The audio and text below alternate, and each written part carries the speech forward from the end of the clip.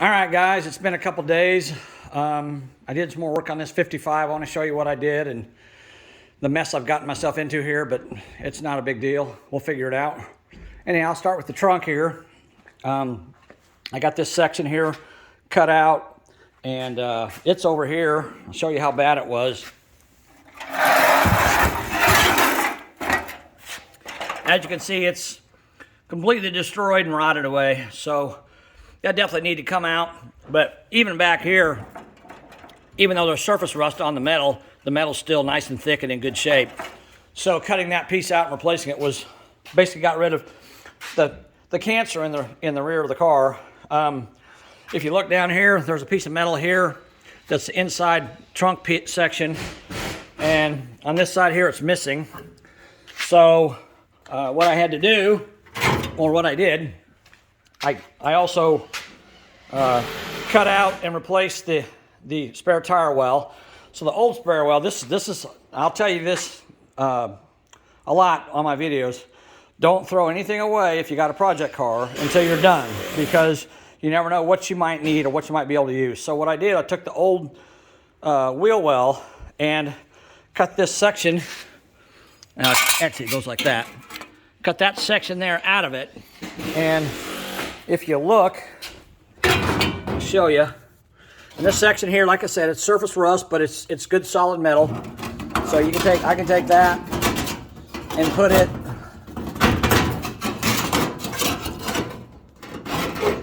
right in here, if I can get it to go. There we go. And you can see that it's basically the correct shape that I need to be able to fill this piece in. So once I do a little work on that, then that'll fit a lot better. And then I had to cut this section out of here for the wheel, the spare tire cover, and got a little bit of rust over here. So I'm going to take this piece and I'm going to cut it to fit right there. Cut it off, just cut like an 1.5 inch piece of it, and weld it down to the trunk pan and fix that little bit of rust along that edge there. So that'll take care of that. So that's basically the back of the car. So this panel, I like the way this looks. I do have a little bit of overlap here because of the hump that I told you guys about earlier. But I like this nice straight edge, and I think it'll look good, so I'm just going to leave it that way. I got an overlap probably about 1 inch, 1.5 inches, but I'm going to weld it on both sides and put seam sealer on it, whatever I need to do. And so it'll be fine when I'm done with it. So that'll be in good shape to go. And now I started working on, but I'm still waiting on these taillight pieces that I got to cut out. So I'm kind of at a standstill on this, but I'll get it done. Then I came over here to the passenger side, because it was the side with the worst cancer. And, you know, I showed you guys the rocker panel was moving in and out. Well, now that I've removed everything, you can see that's completely loose. So, what I've done is I've cut out all the rust in the floor pans. I'm probably going to cut out more of this section here, even though it's still good, but I got a brand new piece that goes all the way up to there, so I'm probably going to cut more of that out. And back here, I'm waiting on this piece. The pieces haven't shown up yet, so I don't want to cut them any more than I have to until I get those pieces to figure out how I'm going to cut those to fit. Now this rocker panel, it looks like a pretty bad situation. So let me show you what they did. They welded it on that end, and way down there they welded it. Everything else was aluminum. You can see these right there, right there, right there, right there. They pop riveted it to the body to hold it in place, which is totally not acceptable at all to me. So I've cut out all the rust, and the good thing is, let me turn around here, show this to you. Good thing is, now with all the rust gone, all the rotten metal gone, you can see I've got a really good outer rocker panel. It's in good shape. So I was trying to figure out how I can make this thing a lot stronger than what it is, because it's, you know, obviously this is going to need to be repaired. And so what I've done is I went to a metal shop here in town, and I got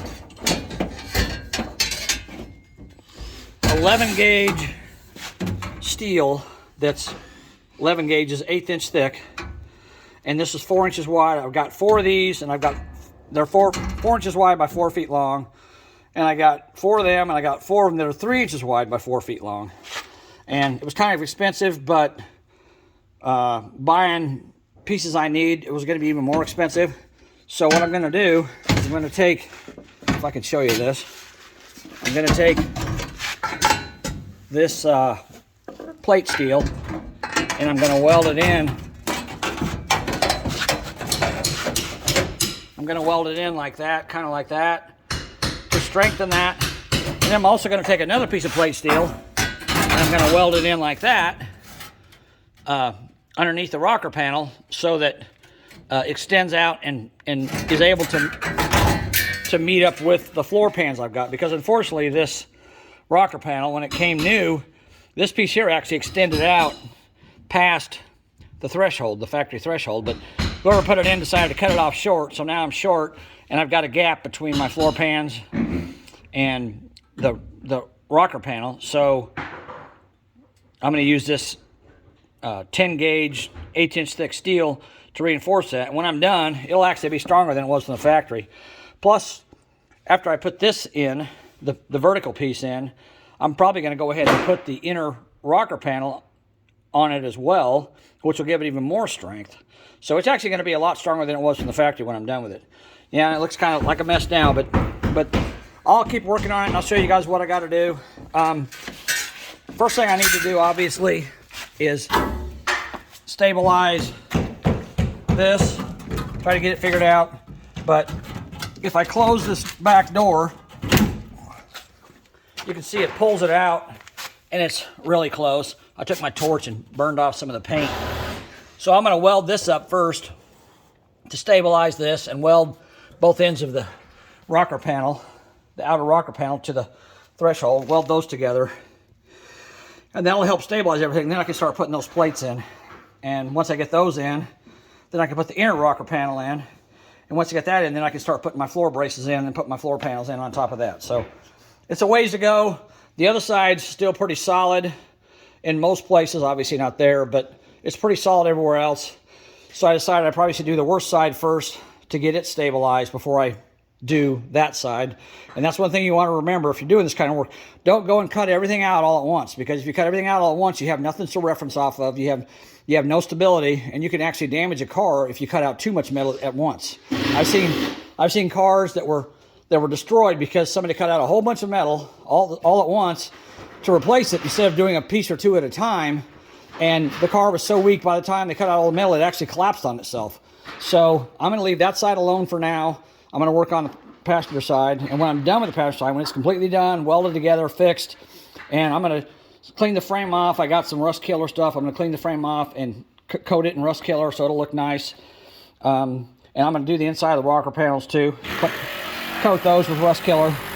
But when I'm all the way done with this and it's completely finished, then I'll start on that side, because then this side will be stable. So I want to do the worst side first so it'd be done. But yeah, that's where I'm at. So I'll keep working on it, and I'll keep making videos showing you guys what I'm doing. And I appreciate you guys watching. I'm kind of curious how this 55 is going to come together. I think it's going to be a pretty cool car when I'm done with it. So thanks for watching again.